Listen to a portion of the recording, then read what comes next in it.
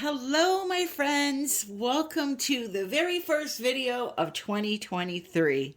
I hope you are all having a fantastic new year.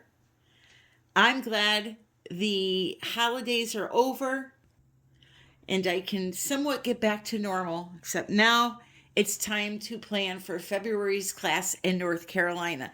If you have not heard about that and you're interested in attending a fluid art workshop with Canella Sirocco and myself in Charlotte, North Carolina, February 18th, 2023, check out the description and we will give you the information on all the different classes that are being offered, price, and all of that. I'm very excited to see some of you again. Some of you are going to be new faces there, but that have been on our channels forever, so it's going to be a lot of fun. But let's get to today's video. So, in my last video, you saw me use a new pouring medium that I was experimenting with, that I loved the way it worked. And it's just a combination of older things that we use for pouring, such as American Floetrol, Australian Floetrol, and Owatrol. Which, speaking of, I found out who the secret elf was that sent me the bottle of Owatrol. Amy, thank you so very, very much. I should have known it was you, but I didn't. Thank you. So, yes, in the last video, I combined all three, we'll call them Floetrols, one from the UK, one from Australia, one from the United States, and made a pouring medium out of it. Did a Dutch pour and showed you the results. After that video was done, I decided to play some more. This is what I turned my Dutch pour into. I decided to do a little more testing with it. I was doing some swiping. I did some more blowing out. I did a little ring pour and then I tilted, and this is what I ended up with. And I think this is one of those classic acrylic pour paintings that is really, really beautiful. So what I thought I would do with this video today is show you two things, or teach you two things. The first thing being a thorough lesson on top coating your acrylic pour painting when it's dry. And the second thing being how to zhuzh this up even more by using resin as a way to enhance it. So I've got all of my products here. Let me give you a closer look at this painting. So what I really liked about this recipe that I used was the fact that you not only get the look of the American Floetrol, you get areas of that classic like kind of bloom look, and then you're also getting these little pearl cells that are popping up, and you can see them throughout the painting. I really, really liked the effect of combining all three together. And there's so much that you can do with this type of art.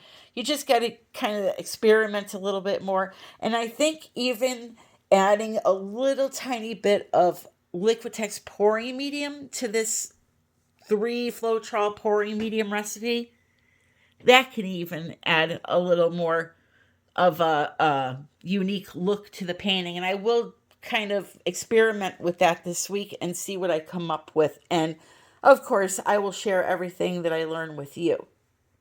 So this is a really, really beautiful painting on its own. If you wanted to just top coat this and be done with it, I want to talk to you about that and give you some tips and things that I do to ensure that you end up with a flawless finish.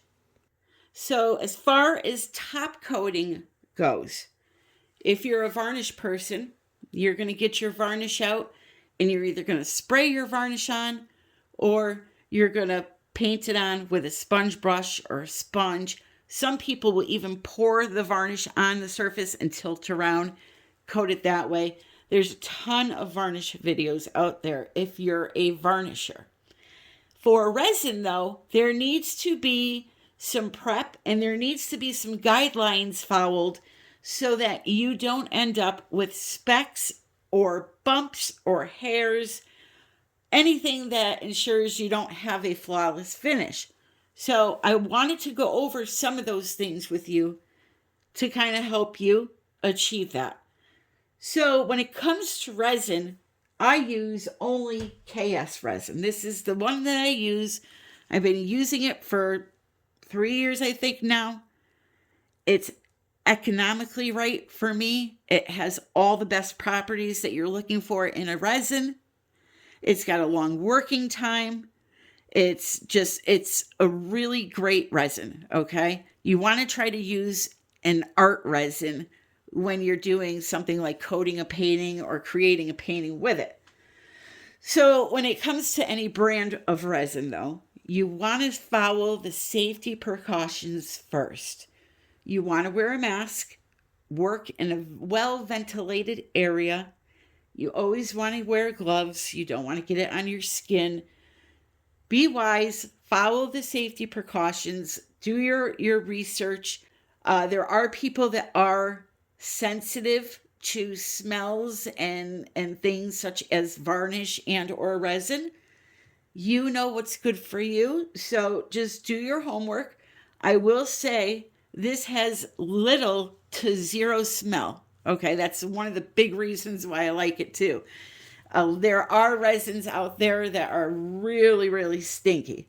However, if you want to sell your art and give your customer the best quality possible, you want to go with a top quality resin. Okay, so that's why I like to use KS resin. So you want to follow safety precautions, and then there are some things you want to remember when it comes to resin. Resin's number one enemy is dust when it comes to the top coat. So for example, I made this painting, I let it dry, and then it sat out in the open element for, almost a week. Dust has fallen on the surface. You have got to clean your surface before you resin. So what I do is I take a paper towel and I just wipe it down. Just like so, okay? Dry paper towel, nothing on it. Give it a good wipe down. And now you're good, okay? When it comes to the utensils that you are using to mix up your resin, this is another big one. These reusable cups, as nice as they are with the measurements on them, I want to show you. I peeled the resin out, and now, I don't know if you can you see all those little resin drips on the inside? What's going to happen if you do not remove every single tiny little spot of dried resin? And there are some tiny ones there. There you go. Really tiny. It would be impossible for me to get all of these off. I'd be sitting there for hours digging at it. What's going to happen when you put your resin in here and go to mix, you're going to be chipping off those little tiny dots into your resin. You're going to pour it onto the canvas, and then you're going to see these little bumps. So I do not use these. I will use these if I'm doing the first coat of resin on my painting, where I don't care if there's a flaw because I always do 2 coats of resin no matter what. But on the final coat, I do not use something like this. What I will use is just a plastic cup, okay? And the way I measure with my plastic cups are like this. Most resins are equal parts. You get 2 bottles in the kit, A and B. So however much of this one you use, you're going to use the same amount as the other one. So you'll go on the calculator to see how much resin you need to make up for this painting. This is a 16 by 20. So I'm going to mix up 8 ounces of resin for this painting. What I do, and this always works for me, is I know that these are 6-ounce cups and I need 8 ounces, which would be, by the way, 4 ounces of this and 4 ounces of the other bottle. So what I do is, because I know this is a 6-ounce cup, I'll just guesstimate that up to this top line is 4 ounces. So I'll fill this cup up with part A to the top line, dump it in, pour it up to the top line again with part B, pour it in, and I have approximately 8 ounces of resin. Or if you want, you can use these to do your measuring and pour them into a second cup. This is just what I do. Again, everything I do in this video is what I personally like to do and what works for me. There's many ways that people do their things. They've figured out better ways maybe. It's just, I want to avoid using this to mix my resin in when it's got those little drips in it. If it's a brand new one, no problem. They also sell disposable cups like this that have measurements on them. I'll try to put them in the description below for you. But yeah, so I'll mix like that, and if I have a little left over, I'll just coat it a little extra, or I'll use a silicone mold and make a coaster or something. Most times I don't have anything left over. I just pour it on the painting and I use it. All right. Plus, when you calculate on those resin calculators how much you need to coat a painting, they don't take into consideration your sides. Now, this is a gallery canvas. It has 1.5 inch thick sides. So that little bit of extra that I'll probably end up with will go to coat the sides. All right. So that's one thing. Now, another thing is you do not want to leave these cups or these sticks that you're going to be using out in the open elements because of dust again. It settles. If you have these just sitting on a shelf like this, for months and months at a time, dust is going to go in there. You're going to go and pour your resin in there to mix it up, and you're going to have dust in your surface. So you want to make sure you keep as much of your mixing tools sealed in their bag or a Ziploc bag, something like that. The next tip I have for you regarding stir sticks, whether you get them at the Dollar Tree, Amazon, wherever you may get them from, these are known to have little splinters that break off. You can see them on the side. Now, this happens to be a really good one that doesn't have any issues, but if you inspect it closely, sometimes you can see little fine hairs of wood that when you go to mix up your resin can break off into your resin and again cause a non-flawless surface. So what I like to do is just take a cloth or a paper towel, anything, and just go like this a few times to make sure there's nothing that's going to break off into my resin, any sawdust, residue, anything like that, okay? And the last thing that you want to make sure of when you do your top coat is this. And I learned this by teaching a class one time. Student had their area set up, looked very clean. She poured the resin on the canvas and she was coating the canvas, and I'm watching her and she's coating, and the painting she had used was out in the elements for a while. When she cleaned it before we started, she went like this. I made her wipe down the sides, but she forgot a side over there. She poured the resin on, and then I had her spread it out, and she was, going like this on the sides and then going back into the center. And then the biggest mistake was if there was resin that got on the table, she was scooping it up to reuse it because, let's face it, resin is expensive. We don't want to waste any of it. So she's scooping it up off the table, using it on her sides, then going back like this. And I told her, I said, do you realize what you're doing now? And this was the whole reason I gave the class, because she could not get a flawless finish. I said to her, when did you set up this piece of plastic that you had on your table? She said, I set it up 3 days ago. I haven't used it yet. It's clean. So what I did was I took my finger and I swiped on the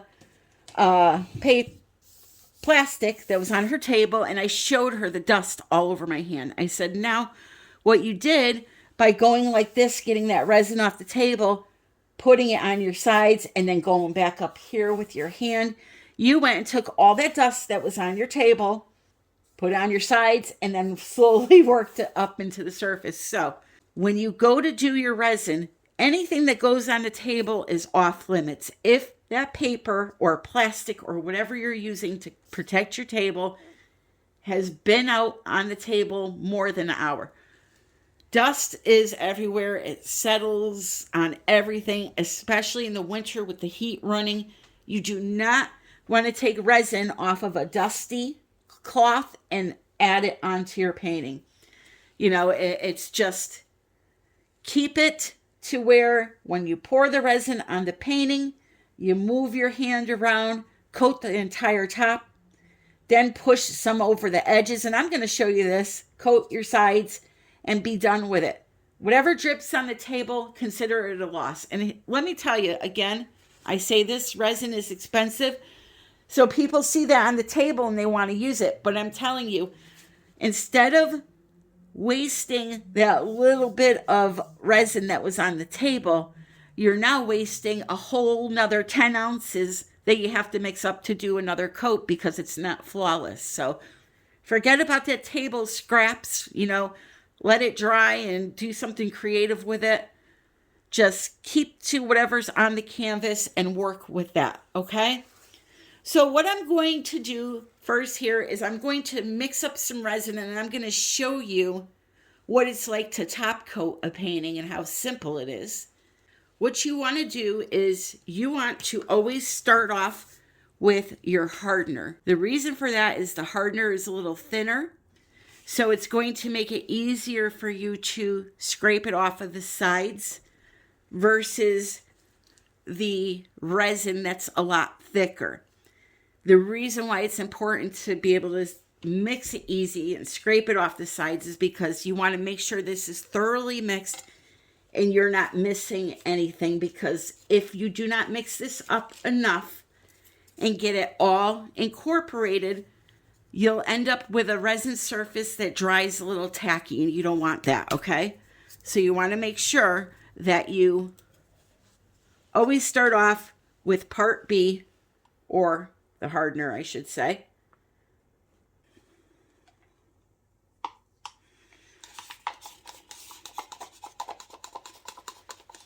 You want to make sure you scrape it really good, get it all out of there.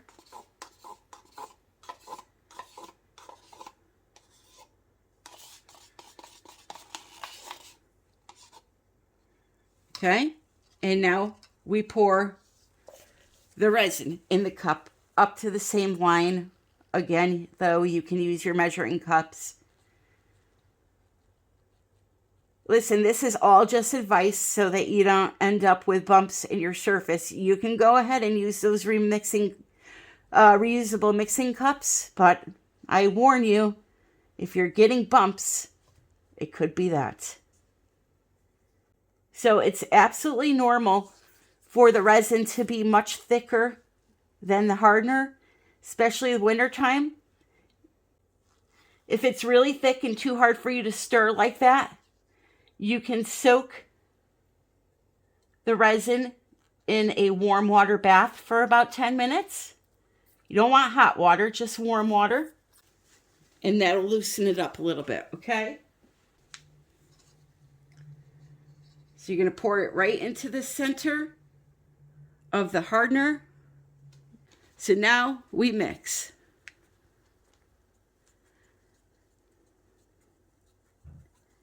When you mix, you want to make sure that you mix it in thoroughly. Now you're going to know it's all mixed in by just looking at it. I don't know if you can see how it looks hazy and there's like, it looks like floss almost flowing through it. That is unmixed. It'll be clear and some resins have a lot of bubbles in them, totally normal. You're going to use your torch or heat gun to pop those. Either one works fine. I prefer the torch. I feel like it penetrates the surface and gets a lot more faster of those air bubbles, but you can also use a heat gun. Be sure to scrape down your sides and the bottom of the cup along with the sides of the stick multiple times throughout the mixing process.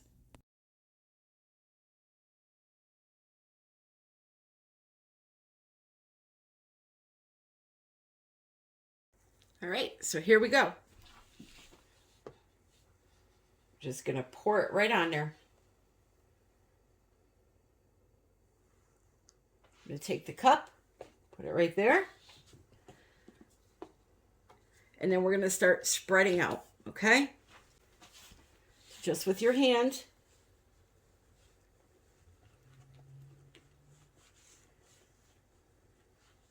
Get it all spread along the front of the canvas before you even think about going over the edge with it, okay?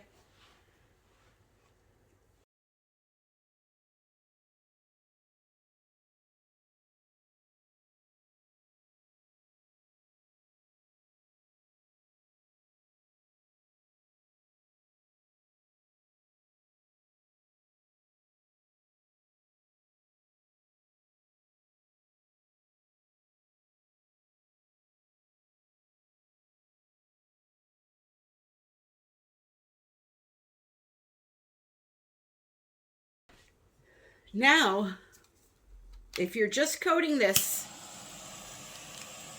and not doing artwork, you're going to take your torch or your heat gun, you're going to pop all the bubbles, and then you're going to look at the surface for any imperfections such as hair or dust, anything like that that may have landed in it or that you missed on the canvas. You want to torch, wait about 5 minutes, torch again, wait about 5 minutes, and then torch for the third time, and that'll be it. That's how I do it. Make sure you also get your sides.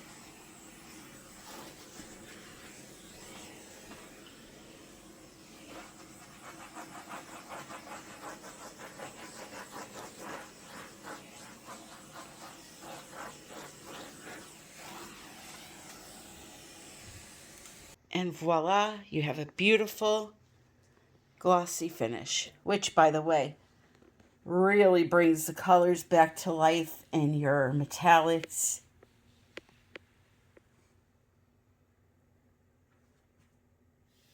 Now, what if you want to go one step further with this painting and you want to use resin to do it? All you would have to do is this.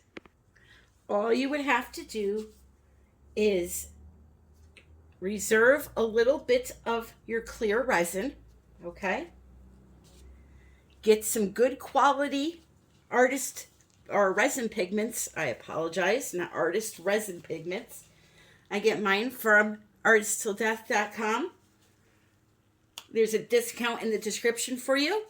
And what you're going to do is you're going to add a little bit of color to this clear resin and blend it through the resin that's already on the canvas. And what that's going to do is it's going to allow you to see through this colored resin and see this painting below.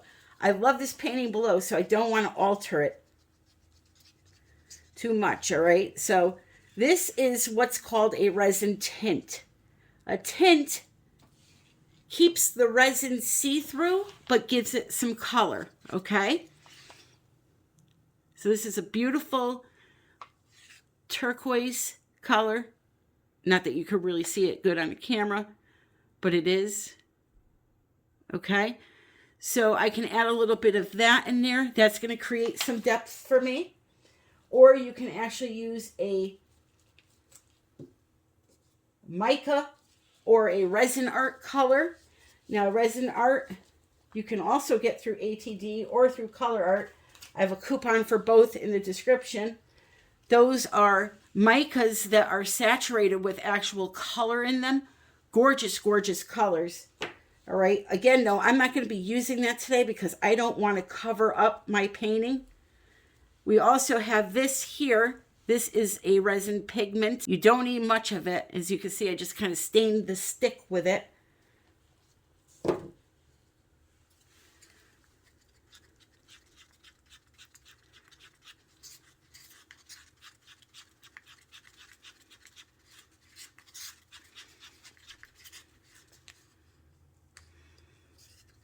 All right, so now we got a beautiful dark turquoise color. It's still semi-transparent.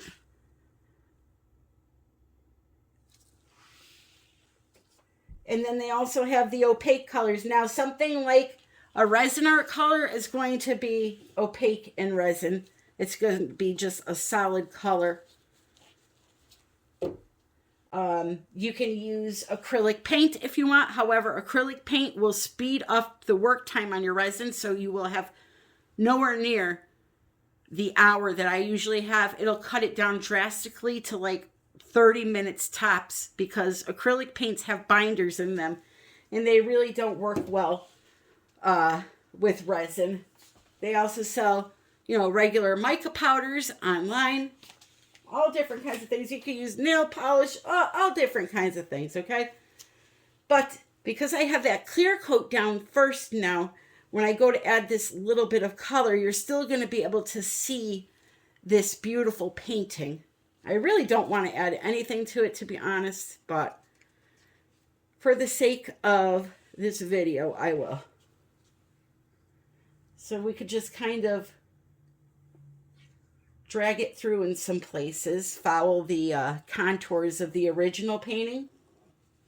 And then I'll show you with the heat gun how I move it around. So I've sped up this part. It's just the same thing, laying the color down in there. And I used just 3 colors. I did end up removing a lot of this. I'll show you in the end, because I felt it covered up just too much of the original painting.